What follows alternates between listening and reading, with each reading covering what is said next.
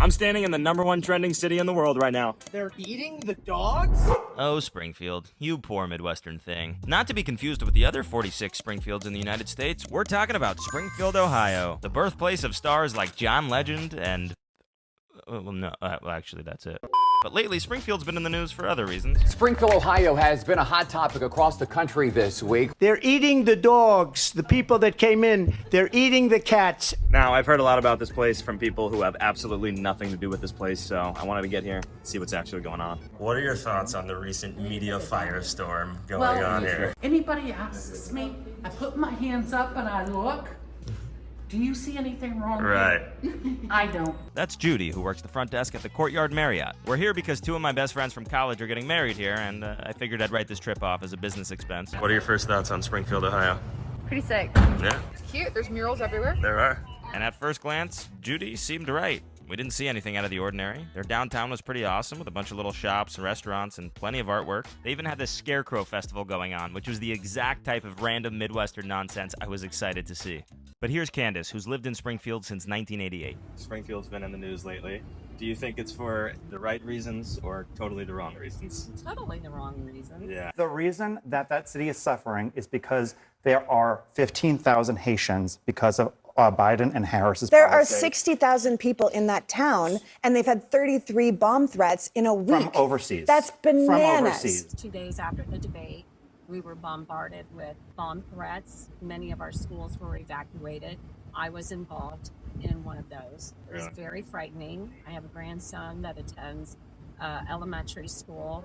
He had nightmares afterwards. And you work in the school system. Yes, here. I do. Going back for the last few years, have there been significant challenges with the migration here in the school system? Absolutely. Have there been any benefits? Oh, absolutely. Business-wise, our manufacturing. So to confirm, no cats or dogs have been eaten. Absolutely not. In fact, my 7-year-old grandson was watching the debate with his mother, and first thing he said was, he's lying about my Haitian friends. Well, maybe it is just rumors after all. To be fair, all the restaurants I ate at had normal protein options. But to be sure, I interviewed another woman who was the owner of one of the shops downtown called Firefly Boutique. I have opinions. I guess I think there is a lot of truth to what happened, and everybody's trying to not make it seem like it happened. I've not seen any cats or dogs. I would not doubt it, but I've not seen it.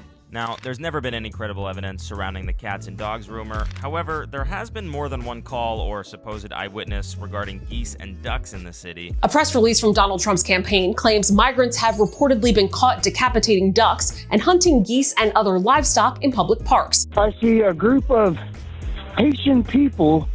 There was about 4 of them.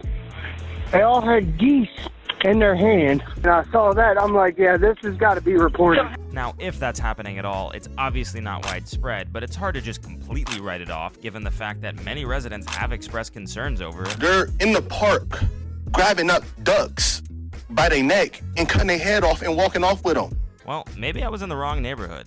She said I needed to go to the Southside. I live on the north side of town. Really, the Haitian and all the influx of immigrants does not even affect the north side of the town. Okay. So my compassion goes to the south side, and I feel like their voice is not being heard. I love Springfield. I feel like Springfield's great, and I feel like it's gotten a bad rap, but it is a city of the haves and the have-nots. So I will say that. And so my journey to the South Side began, which only took several minutes, but to be honest, I did get a little bit of a different vibe here. There was definitely some more rundown homes and more people mowing their lawn shirtless with a cigarette hanging out of their mouth and a Trump flag on their yard, which you'd also probably find at the other 47 Springfields, but these are the people I wanted to talk to. So like any bustling Midwestern town, I went directly to its headquarters. With the recent media coverage going on, do you have any interest in answering like a few questions with a local? Not really. No? Okay, no worries. Thank you. This is where everyone told me to go to find a good mix of locals and Haitian immigrants who might have some strong opinions on what's going on. Do you have any interest in just answering a few questions? No, because I'm a high school teacher.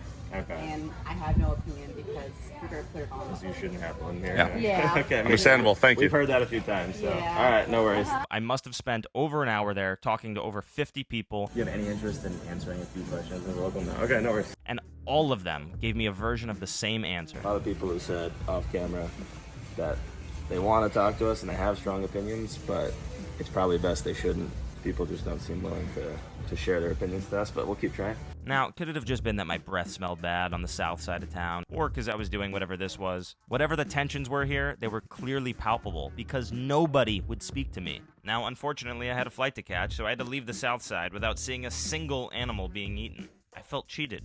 Now, I'm not smart enough or invested enough to fix these issues, but I do know one thing. They will never be fixed if we're too scared to even talk about them. We've become so divided that even sharing your opinions on things in your community gives you fear of cancellation or backlash. And if you hear someone in your community voicing concerns that you don't agree with or you think are bigoted, the answer is not to try and silence them. The answer is to reach out to them and create a dialogue.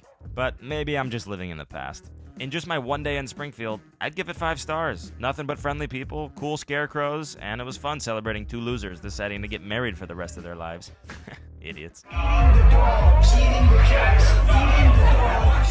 Honestly, my only complaint was, why were these 2 urinals at the Courtyard Marriott so close together? Thanks for watching.